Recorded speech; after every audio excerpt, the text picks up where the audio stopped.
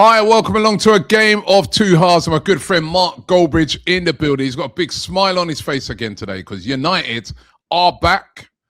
And listen, it's been a good weekend for both of us, hasn't it? What, they're not back? I don't like that word. United are back. It's the sort of thing morons. It's the sort of thing I expect from Rio Fairyland, not you, Robbie. It's 3 games in a row, 3 wins in a row, man. I know. I think things are looking really good for us, but confidence before a fall. It was close as well. Like it was really close last night. I mean, we'll get into it, but look, great weekend for both of us. I mean, yeah, fantastic, and it's looking good. It's looking really good. Yeah, no, great weekend for all Arsenal fans. Let's kick off actually with a game that had a lot of significance for Arsenal fans, which we wouldn't normally do. Any Spurs game under normal circumstances, literally every Arsenal fan on this planet wants them to lose. But it was a lot different in yesterday's game when Tottenham Hotspur took on Manchester City. The game ended up in a draw. You would not have seen that coming if you watched the first half of that game. It was 2-0 at halftime to Manchester City. Complete and utter domination. It was a really depleted Spurs as well. I mean, they were missing about 12, I think, first-team players. No Van der Ven, no Romero, no Jed Spence. Just Richarlison. Players missing all over, apart from the long-term Kulizeskis and that out. And then in the second half, Romero went off as well. And you thought at that time, this could be a cricket score. I mean, Gary Neville, who was doing the commentary on TV, described it as like watching a game of soccer at Soccer-Aid. That's how low the intensity was from the Tottenham players. But in the second half, like this show says, a game of two halves. It was an utterly and completely different game. Dominic Solanke with a couple of goals, and the game ended up 2-2. A severe dent in the chances of Manchester City winning the league. What did you make of it, Mark? Well, I think first and foremost, you're right. There's a few games like this weekend that were like that where you think it's going one way and then completely changes. But they were terrible in the first half, and Man City were okay. And then in the second half, I mean, look, I don't know why Thomas Frank's still coach at Spurs, and I think some Spurs fans think that. But then when you look at the second half performance, if you're not playing for your manager, you don't do that. And they were really good. I think to be fair, there was a few standout players. I think Conor Gallagher was brilliant in the second half. He really grabbed hold of that midfield, and then Solanke obviously caused them problems. And they thoroughly deserved the point. And I mean, look, I don't know. I don't know why Spurs fans would be so hung up on giving points to City in February. I don't think you're not going to stop Arsenal winning the league in February. If this was like May, maybe you understand it, but not in February. So look, they need the points. I watched West Ham on Saturday, and they could easily close an 8-point gap on Spurs if they keep losing. So Spurs need to focus on their own issues. And Man City were dreadful as well. I mean, fair play to Spurs, but Man City were dreadful. I mean, I think that's 1 win in 6. And although Arsenal had a little bit of a wobble, and Arsenal got a lot of focus for that because they're at the top, no one's really talking about the wobble of Man City, which is incredible. Haaland's not scoring goals. And I think it's sort of, I can't figure out the timeline. Maybe someone in the chat can. But to me, it feels like Maresca got sacked by Chelsea and said it came out that he'd had talks with Man City. And ever since then, Man City can't win games. And it's almost like their players are unsettled by what happened with Klopp. When you figure out that your manager's going halfway through a season in the summer, they just don't seem as motivated as or as free-flowing as they were. There's no real logical reason for that. Yeah, were they a bit hard done by, though, by that first goal that Tottenham scored? Now, I don't know about you, Mark, right? And listen, don't get me wrong. I wanted Spurs to win that game. However, I still can't work out how that goal was given. No. To me, it's a foul. I don't, like Solanke, he doesn't even kick the ball. He doesn't. He goes through the back of Guehi first. I thought he was absolutely clear on the VAR. And of course, Pep was moaning about it. Rodri was moaning about it after the game severely. Even though remember that handball in the past that, he could have been sent off in that game anyway. So yeah. And he should have been sent off. But I think they were right to have a big moan up about that. I couldn't see. I don't know. Maybe I'm wrong. I don't know. I didn't think that was a goal. No, I mean, I said yesterday, like it's when you look at it. And look, Man City have had a lot of decisions go their way over the years, and they get no sympathy from the general fan base. And there'll be a lot of people in the chat going, "Shut up," to both of us. However, I think that you have to have the ability when dealing with VAR and PGMOL to be transparent and fair. If that happens to United next Sunday or Saturday against Spurs, and someone kicks Maguire to score a goal, that's a penalty. It's at the other end. So I don't know why they think that suddenly. Look, in the context of the game, it's great. Spurs got the point they deserved. It was really good, and I don't want the goal to be disallowed. But if we're being completely honest, that's a ridiculous decision to give that goal. But how many times do we use that with the words VAR and PGMOL? Yeah. They even awarded a goal to Solanke. I just can't work it out. But a massive point for Spurs, and a really, bad one for Manchester City. As I said, 2-0 up. Remember, I was saying yesterday we were doing a stream on AFTV. I was like, imagine if that had been Arsenal, 2-0 up at Spurs and threw that away. Right, the amount of stick that we'd be getting. And then the other team that threw it away yesterday was Aston Villa. Yeah, at home. Again, 2 defeats at home in a row against 2 teams you'd expect them to beat. One against Everton, the latest one against Brentford. Brentford winning by 1-0. Ouattara with a great finish, just on the stroke of half-time. But that doesn't even tell the whole story, because Brentford were down to 10 men when Schade got sent off for a stupid. How he thought he'd get away with that with the amount of cameras that are around now. Mind you, the referee saw it anyway. But a stupid red card. But Brentford down to 10 men and still holding on to win 1-0 at Villa, one of the results of the weekend. And now Villa, that was a really bad loss for them. Yeah, I mean, it's a great result for United, Chelsea, Liverpool, because I just don't think Villa have got the points now to hold on to that 3rd place. I think they're going to get, I know we were talking about them being in a title race, but I think they're going to get reeled in by United and Chelsea and Liverpool in their race, which gives us another place to play for. And I was surprised by it, but when you look at, and we were talking about it just before we did went live, there's context to it. Like when you look at Villa's team, I was like, where's everybody? So I did a little bit of research, and it's like Kamara's out for the season. Tielemans and McGinn are basically out for the season. Watkins is injured. Anana's been out injured. So Villa aren't Chelsea. They're not capable of replacing those players. And they've brought in players like Douglas Luiz though, and they've brought a few bodies in. Tammy Abrams was in yesterday because they were also missing Watkins. So they've brought in a few reinforcements. I think Villa, they're going to struggle now. I mean, look, Emery likes that sort of a battle, but also they've got Thursday night football to deal with as well, haven't they? Yeah. So, yeah, it's going to be tough. I mean, it's a great result for Brentford, and Villa shouldn't be losing that against 10 men. But I think we might see a few more results like that with Villa now, just realising how many injuries they've got. But yeah, fantastic result for Brentford. Yeah, and a fantastic result for Arsenal on Saturday, going away to Leeds United.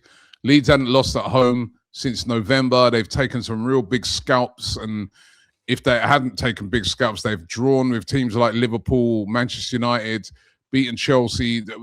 I mean, Leeds at home have been really, really good. And Arsenal went there on the back of that defeat against Manchester United under a lot of pressure. And by God, did they handle the pressure. An emphatic 4-0 win at Ellen Road. I was there. It could have been more. Arsenal on the day, absolutely brilliant. What did you make of that one, Mark? I think if Arsenal drop points there, Man City probably win yesterday. I think it's people go, how does that work? Well, that's how it works in a title race. It's the momentum, it's the confidence. And I think Arsenal did what they had to do, whether it's 1-0, 4-0. You're right, it could have been more than that. Leeds offered very little, and they have been very good. But they just, I think what we saw with Arsenal at the weekend is maybe after the United loss, I was thinking, well, maybe Arteta will let the handbrake off. They'll move the ball a little bit quicker. But I don't think he did, really. I think he just did. He's probably thought what he's thought. He's probably thought, look, I'm doing what I'm doing. I'm getting criticism, but this will win me the league. And he just went back to basics, really. Defensively, very good. No shots conceded, I think, until the second half. Couple of corners or goals that sort of came from corners. And then second half, Leeds open up a bit, and then you hurt them on the break, and they could have had 4 or 5. So for Arsenal's point of view, it was just a very ruthless result against a Leeds side that had no answer at all. And the key was to win the game, but to boost your goal difference and see Man City do that. I think from Arsenal, I mean, look, there's only one team winning this league. I know you won't accept it, but there's nobody that's got the minerals for it. Like no other team can go and just get those clean sheets and grind out those results and make sure they score the goals. I know against United it didn't work, but look, how many times this season's that going to happen? Dorgu and Cunha's goals were ridiculously good. There was a mistake on the Mbeumo goal. That's not going to happen against every team. So I think for Arsenal, great weekend, and they'll win the league. It was a great weekend. It was being at the game. It's almost like the way they played. Everything was quicker. Everything was quicker. Everything was done with a lot of intent. You could see that defeat had stung them, and it was the perfect response. That's what I liked about it as an Arsenal fan. It was the perfect response to that defeat, because those defeats can go either way. It can be like, oh, now they're starting to slide and that, or oh, it was just a blip, like how you've just described it, and you're only going to describe it like that based on how you respond to that defeat. And I've just felt that the response was good, and if they play like that, there's not going to be many teams that are going to be able to beat them and contain them. Madueke, so I know it's bad to have an injury to Saka, but as soon as that happened, I thought, you know what? In a way, that might not be a bad thing, because Madueke is more direct, he's more quick, and Arsenal definitely do need that at the moment. And I mean, look, you don't want to see Saka injured. He's a brilliant player, but Madueke's done really well when he's stepped in, and obviously he had a great game against Leeds. You could look as well though, Mark, and say it could have added to the pressure of it, because I was just about to get into the ground when that news broke, and I'm like, I have to say that all the fans around me were like, not that we didn't think Madueke could come in and do a job, but we were like, oh my God, just as we think we've got everybody back, and now Saka's out in a real pressurized game. That was the mood of the fans as we were going in. So Madueke, who was brilliant on the day, and the squad again showing its worth. And Arsenal, a really, really big weekend for Arsenal. Also a big weekend for Manchester United. Pressure for Man United, right? Manchester United would have seen both Liverpool and Chelsea win the day before, up against Fulham, who've been playing well themselves this season, and outside shout for the top 4. Great game, and it was Benjamin Sesko who came on at the end with a huge goal for Manchester United, but also for him personally. 3 on the bounce now. Get the job ready for Carrick. It's coming. Shut up. No. To be honest, on the Carrick thing, I think yesterday showed why we probably should be taking our time a little bit, because when that brilliant goal from Kevin goes in, you're sort of like, oh, that's the bubble burst. This is reality, because great goal. We did. I mean, I'm happy to say when we won the game, but I did think Fulham played really well. They've got limitations when they're playing against Man United, Liverpool, Arsenal. They've got limitations. They don't have the quality of player that we've got, and I think they did absolutely everything they could do. And credit to them where they are in the league. They're there on merit. But what you saw yesterday was the Cunha goal. That's why you pay £65 million, and the Sesko goal, that's why you pay 70 million, and that's why Bruno Fernandes is one of the best number 10s in the world, because Fulham don't have those players, and that's why we won the game. It's that little bit of quality, which is what you expect from the top teams. But it was a pretty equal game, and Fulham did do a good job. But look, Mainoo was good, Casemiro was fantastic. We deserved to win it. It's great when you win in stoppage time in front of the Stretford end, and the 3 points again, a little bit like Arsenal. Like, there's no point as beating Arsenal and Man City and getting ourselves in the top 4 and then not beating Fulham. So I'd have took any result, but the performance was obviously a great game to watch as well. And you're right. It's really important Sesko scored, because he had missed a chance at 2-0 that was not necessarily easy because he's just come on. So if we hadn't won that game, I think people might have been saying different things about him. But 3 points huge, like you say, with Chelsea and Liverpool winning, and especially with Villa losing. So we've got Spurs next. Hopefully they've had their good game of the season. And it's look, we just got to, I think with United, we'll be all right for the next month. I think we'll keep winning. It's going to be March and April. Like, can they keep doing it over a long period of time? And I'm also wary of Liverpool, because they were very good as well on Saturday. Yeah, well, let's talk about Liverpool. What a win for them. Remember, a comeback win for them because they were losing 1-0. I'll tell you what, Newcastle started the game really well. Could have been 2-0 up. Didn't take the chance. But then after that, Hugo Ekitike looks some player. A great performance by him. And Liverpool in the end running out emphatic 4-1 winners. They hadn't done that for a while. Wirtz also very good in the game. He's starting to come to the party now. He's looked really good over the past few weeks. And that was a big win for Liverpool in that chase for the top four. That top 4-5 battle is going to be really, really good. Yeah, I think, look, I looked at this with Chelsea fans and thought this is our chance to open up a big gap on Liverpool and really grab hold of that top 5 position. But Liverpool, I think Newcastle, Man City next Sunday, and then Sunderland away. I was thinking they're going to drop some points the way they're playing. And when Newcastle started like that, I thought, here we go. But they responded really well to it. I mean, Ekitike was brilliant, like you say. I think Konate back helped them defensively. And as you said, Wirtz was good. Even Salah looked a little bit better. I know he's nowhere near the player he was, but they just had a better spark to them. They moved the ball quicker. They were a little bit more intense. And if they play like they did in the second half, they've got a really good chance of beating Man City next week, which again would be helpful for you, not helpful for us. But look, it's like something sparked in Liverpool where they thought, right, we might not be in the Champions League next year. We better start winning. And they'll look at that Villa result as well as an opportunity that they can catch them as well. So look, really good result from Liverpool. The question mark will be, can they do that week in, week out? Because they've just struggled for consistency. But they deserve to win it. And Newcastle were just weak in the second half, weren't they? Yeah, and the other team that had a comeback win was Chelsea, who have quite a few comebacks this weekend. 2-0 down against West Ham. West Ham playing really, really well. Liam Rossini, the manager, had taken a chance by resting a lot of the big guns ahead of the second leg of the Carabao Cup on Tuesday, obviously trying to keep some players fresh for that. He had to bring them all on, but it worked. A real comeback win for them. 3-2 winners over West Ham, big rivals of theirs. That was a big win for Rossini, and a big win for Chelsea ahead of that second leg of the Carabao Cup, and also for their quest to get into the top 4. Yeah, I think you're right to mention the changes because you can't do that. That was too many changes. You can't disrespect the Premier League like that. It was like men against boys in the first half, especially down that left-hand side. Hato and Garnacho got absolutely bullied by Wan-Bissaka and Bowen. And I think West Ham, if they'd gone in 3-0, they'd probably win that game. And they were knocking on the door to do it. So to still be in the game at half-time, Chelsea were a bit lucky. I mean, I do wonder just how much of that is down to the manager and how much is down to the control. Because I remember Maresca getting annoyed about the fitness team telling him what to do. And that was probably one of the reasons that it all fell apart. So changing half your team, moronic, really. Great point. But they were brilliant in the second half. Cucurella, what a substitute he was. Even Fofana getting an assist. And I felt for West Ham a bit because they were so good in the first half, but they just couldn't get.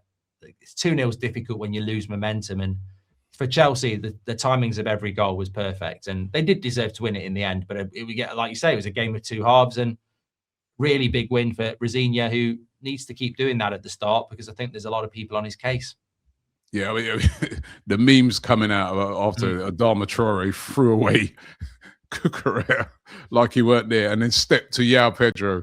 I mean, that was absolutely brilliant, but it was a great game of football.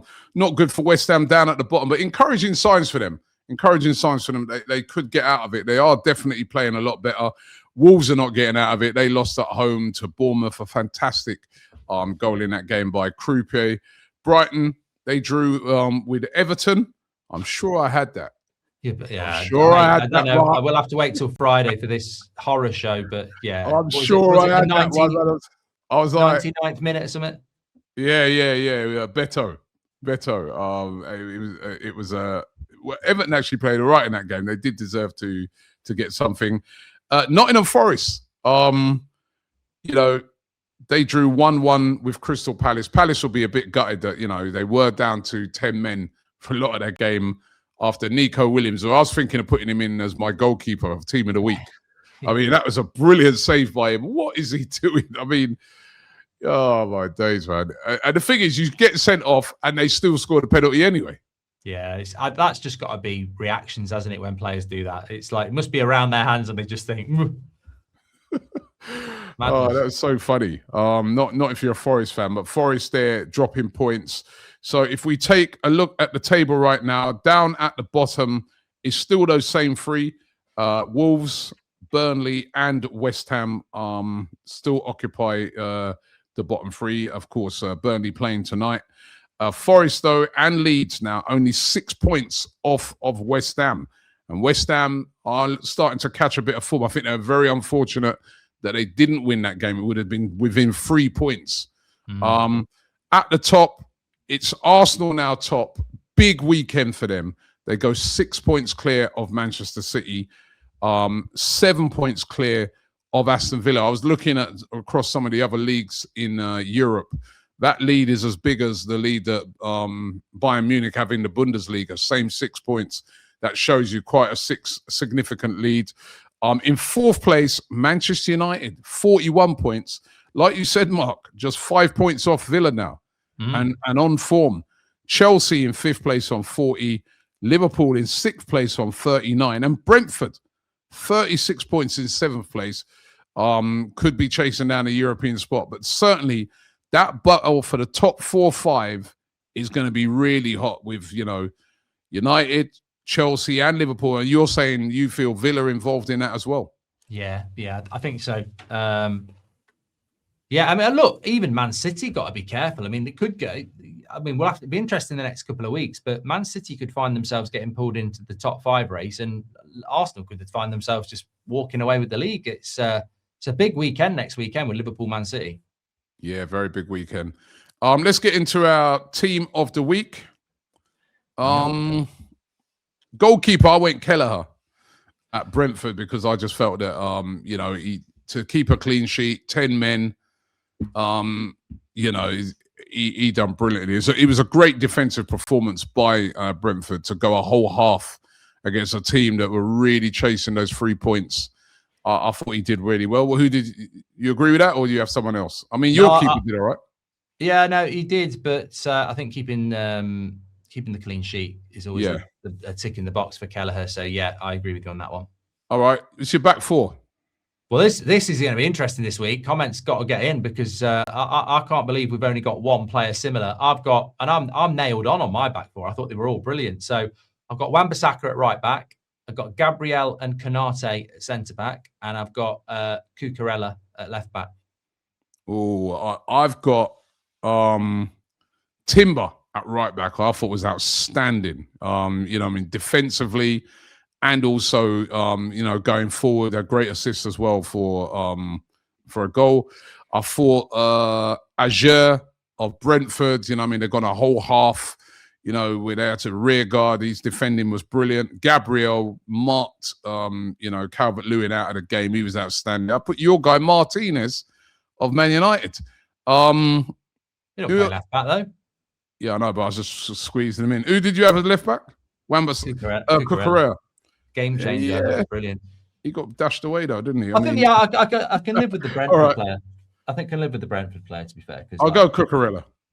Yeah. So it's Wan-Bissaka or Timber. Yeah, look, Timber's been brilliant this season. Wan-Bissaka was very good, and it was against Garnacho. To be fair, he was shit. Did concede 3 goals though in the end. Yeah. Right, let's go into midfield. I can't believe you've left one out, but go on. Tell us what you got. Right, I went Wirtz. Yeah. Krupe of Bournemouth. Well, I think that guy's looking like I can't see him being there next year. He looks, the goals he's scoring. Did you see his goal for Wolves, against Wolves? I haven't seen it. Unreal goal. I only do the top 6. And Xavi Simons, who I thought in that second half, he was brilliant against Man City. Who did you go? So no defensive cover for your midfield then, just all attackers, yeah? Listen, man, let the handbrake off, innit? Yeah. Casemiro, I mean, he's brilliant. He was good, yeah. Yeah, so I've got him in. And to be fair, I think Krupe probably should be in there by the sounds of the way you're bigging him up today. But I went Casemiro, Wirtz, and I've got Xavi Simons as an attacker. So I'm just thinking, what have you got there? I had Simmons in midfield. All right, I'll take Simmons out. Too many Spurs. Spurs. I had Casemiro, Wirtz, and Enzo Fernandez, but I'm happy to put one of your attacking players in there because mine is a little bit defensive. I'll put in Casemiro in. He did have a very, very good game, and he looks unleashed. He looks unleashed now, and Wirtz was very good for Liverpool. He was very good, Wirtz. All right, up front, I'll give you my three. I went Solanke, obviously a brace. Madueke, who I thought was brilliant, a goal and assist, and João Pedro of Chelsea. I was thinking Sesko, just for the fact that he won that game. But this one out massively there, mate. But I think Pedro was, that was a. Where's Ekitike? 2-0. Oh yeah. Oh my God. Oh, Liverpool fans. And I did write down Ekitike. Yeah, I have to take out Pedro. Sorry. Yeah. Pedro's coming out. Ekitike. Yeah. Oh my I had Madueke, Ekitike, and Simons, but we're getting rid of him. So he was very good, but yeah. You just saved me from the wrath of the Liverpool fans. We did it. It was all scripted. No, it worked. Now Ekitike was out. He's looking like one of the signings of the season. They didn't need Isak. When you look at him, he's brilliant. I heard some considering their signings. Yeah, he has been very good. Yeah, I heard some Liverpool fans saying that he's reminding him of Fernando Torres. I think that's a good comparison, man. He really took that game by the scruff of the neck. That was a fantastic performance by Ekitike. It was really good.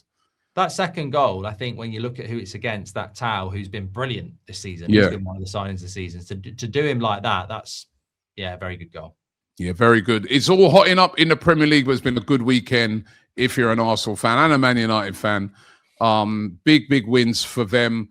And Mark, thank you very much. I'm looking forward to. I'm sure of Friday. You know what I deliberately do sometimes. I don't write down the actual what I went for, so that I want the suspense. But I always remember a couple of them. Mm-hmm. There's always a couple of standouts in my head that I picked, and I was like that Brighton one. I was like, yeah, I had that. Could be a very big game-changing week. Let's just say. Let's have a look. Friday.